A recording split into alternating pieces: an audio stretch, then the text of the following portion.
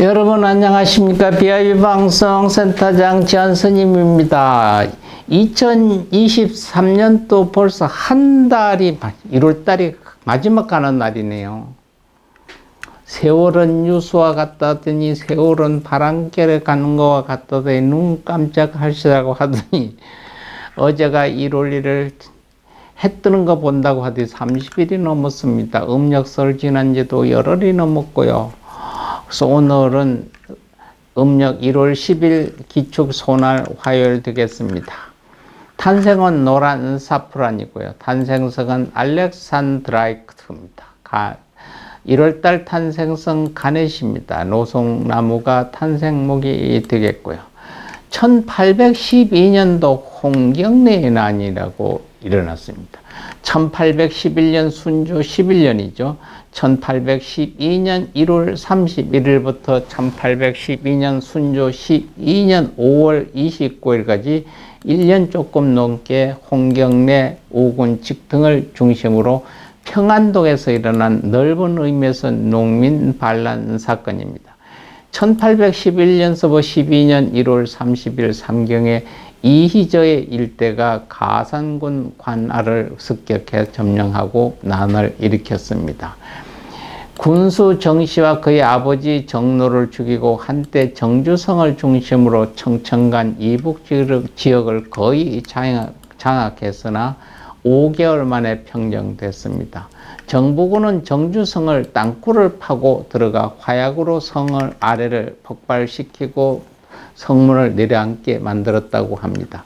그리고 성내로 돌입한 정부군은 반란군을 함락시켰죠. 5월 29일로 농성한 지 100여일 때 됐던 날입니다. 거병 5개월 만이었죠. 이때 홍경래는 총에 맞아 죽고 우군 측 홍총각 등 다수는 포로가 되어 한양으로 압송된 후 음력 5월에 다 차명됐습니다. 이때 2983명이 체포되었습니다. 여자가 842명과 10살 이하 남자 소년 222명을 제외한 1917명이 전원 처형돼 죽었습니다. 생일 맞는 분 보겠습니다.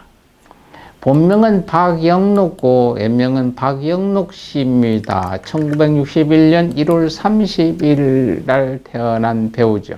1978년 영화 세종대왕의 단역으로 영화배우로 데뷔를 했고 93년 드라마 MBC 여자의 남자의 단역으로 텔레비전의 배우로 첫 출연을 했고요. 1995년 일본으로 유학 가서 주로 일본에서 활동하다가 99년 국내에 들어와서는 2016년 국제영상위원회 이사장으로 활동하고 있고 2017년 한국 국적 중국 동포 청년연합회 명예고문, 2019년 한국 청소년 중앙방송 사장도 겸하고 있는 분입니다. 공지영 소설가이십니다.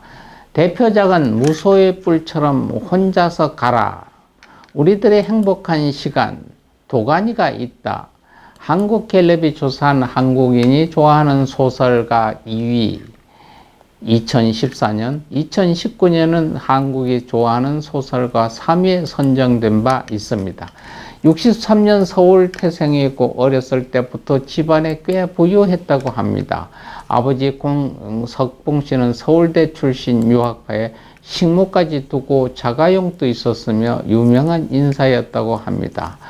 이혼을 3번 했고요. 각각의 결혼해서 자녀를 1명씩 얻어 2남 1녀를 두고 있습니다. 첫 번째 남편 유기철과는 대학 2학년 때부터 사귀어 졸업 직후인 1985년에 결혼해 1991년에 이혼했고 두 번째 남편은 영화감독 오병철로 1993년에 결혼해 95년에 이혼했고요. 세 번째 남편은 한신대학교 교수인 이혜영으로 1997년 독일 유학 중에 만나 결혼했으나 2004년에 이혼했습니다. 2020년에는 60년간의 서울 생활을 청산하고 경상남도 하동군으로 이사해 제2 인생을 살고 있다고 전해지고 있습니다.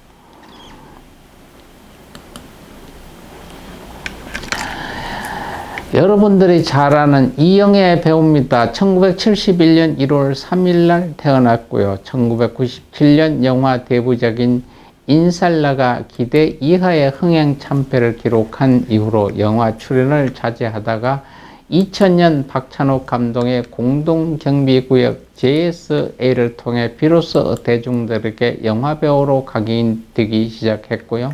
2001년 영화 봄날은 간다로 선물로 역시 좋은 평가를 받았습니다.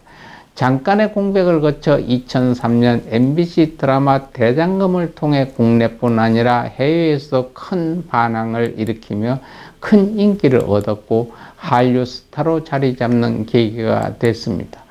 2005년 다시 한번 재회한 박찬욱 감독의 영화 친절한 금자씨에 출연해 파격적인 연기 변신을 선보였고 그해 청룡영화제 여우주연상을 수상하는 등 성공적 평가를 받았습니다. 2009년 8월 24일 20살 연상의 재미교포 사학가 정호영과 미국 하와이에서 결혼식을 올리게 됐습니다. 결혼한 지 2년이 지난 2011년 2월 이난성 쌍둥이 아들과 딸을 출산했습니다. 2014년 인천 아시안게임 개막식에서 성화점화로도 참가를 했고요. 양평에서 전원주택에서 행복하게 가정을 꾸려가고 있고 가끔 드라마에서도 인사를 하는 분입니다. 배우 심이영 씨입니다. 1980년 1월 30일이고 심이영의 본명은 김진아입니다. 데뷔는 본명으로 했으나 출연작 대부분이 흥행에 실패해 오랜 무명 시절을 걷게 됩니다.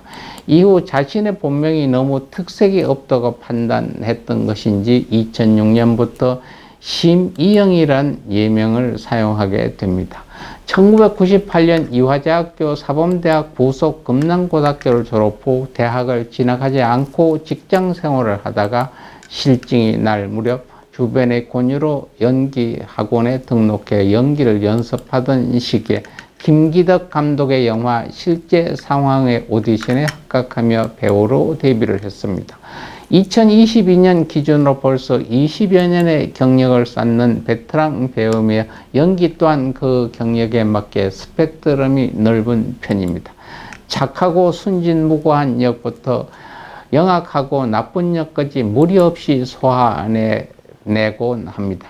10년이 넘는 무명 배우 시절을 겪으며 차근차근 조연부터 다져가며 올라간 대기만성형 배우라고 할 수 있습니다. 우리 주변에 왔다가 오늘 길 만난 분입니다. 국악인입니다. 황병기 씨입니다. 1936년 5월 31일 나셨다가 2018년 1월 31일 저희들 곁을 떠난 국악 작곡가이자 가야금 연주가이기도 합니다. 서울 종로구 가해동에서 아버지 황태문과 어머니 전주 이씨 이영애 사이에 3대 독자로 태어났다고 합니다. 중학교 3학년 때인 1951년 부산 피난 시절 가야금을 배우기 시작했고 경기고등학교 시절에는 국립국악원에서 가야금 명인 김영윤, 김윤덕, 심상건을 사사하였고요. 당시 서울대 법대 학생이었으며 남학생으로는 특별하게 대학 2학년 때 KBS 주최 전국 국악 콩쿠르에서 1등을 하면서 음악계의 주목을 받았다고 합니다. 1959년 서울대학교 법대를 졸업한 후 1963년까지 서울대학교 음대 국악과에서 가야금을 가르쳤다고 합니다. 2000년 2월에는 단국대학교에서 명예음악 박사학위를 받았고 2001년부터 한국예술종합학교 전통예술원 겸임교수로 활동했으며 2002년에는 연세대학교 특별초빙교수로 역임했습니다. 이후 국립국악현악단 예술감독으로 활동하고 대한민국 예술원 회원이었으며 2018년 1월 31일 향년 81세로 폐렴으로 별세를 하셔서 저희들 곁을 떠났던 분입니다. 여러분, 2023년 1월 한 달도 수고 많이 하셨습니다. 올해도 여러분들이 계획된 일들 조금 미진한 일 있으면 다시 들어보시고 다시 계획 세서 열심히 새롭게 추진하면 아직 늦지 않았습니다. 실망할 때 아닙니다. 작심삼일도 안 됩니다. 여러분들은 계획을 열심히 추진하고 밀고 건강하고 행복한 올해 되고 행복한 나날을 맞는 2월 초 하루 내일 또 여러분 다시 뵙겠습니다. 오늘 하루 남은 시간도 아름답고 행복한 시간 만들어 가십시오. 여러분 감사합니다.